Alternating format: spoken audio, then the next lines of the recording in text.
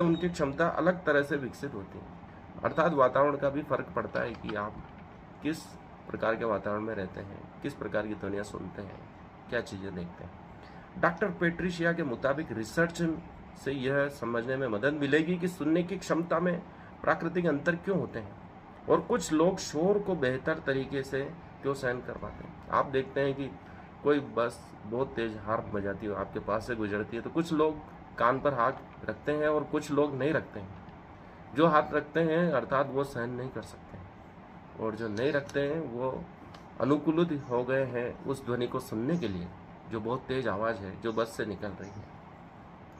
और बाकी क्यों नहीं, इससे सुनने की समस्याओं के इलाज और रोकथाम में मदद मिल सकती है।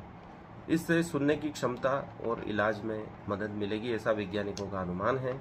बातें समझने के लिए पुरुषों के दिमाग को जोर लगाना पड़ता है, महिलाएं किसी भी बात को आसानी से समझ जाती हैं। यही कारण है कि कृष्ण को महिलाएं अच्छी तरह समझी।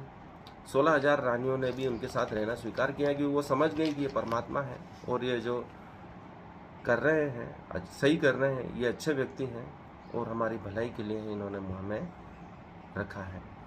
बातें समझने के लिए पुरुषों के दिमाग को बहुत जोर लगाना पड़ता है। प्रोफेसर जो टूरी कहती है कि यह रिसर्च कई घरेलू विवादों की जड़ को समझाने में मदद करती है कि पुरुष घर के काम करने के अनुरोध को सुनते ही नहीं।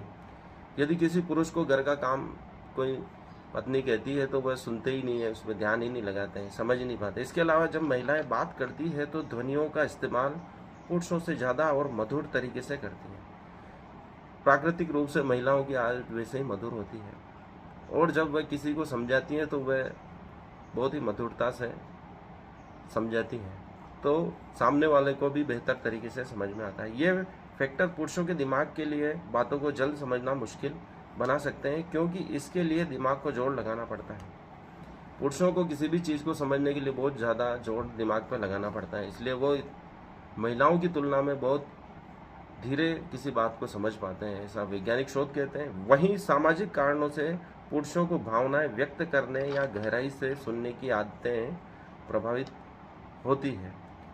गहराई से संवाद में जुड़ने के लिए कम प्रोत्साहित किया जाता है, क्योंकि पुरुष को कठोर रहना समाज सिखाता है, तो किसी भी चीज़ से गहराई से जुड़ नहीं पाता है।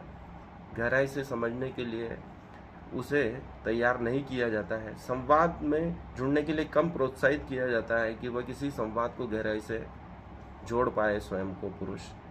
ऐसा समाज नहीं सिखाता है, न परिवार ही सिखाता है, बल्कि महिलाओं को बहुत ही गहराई से किसी बात को समझने के लिए प्रोत्साहित किया जाता है। एक एक शब्द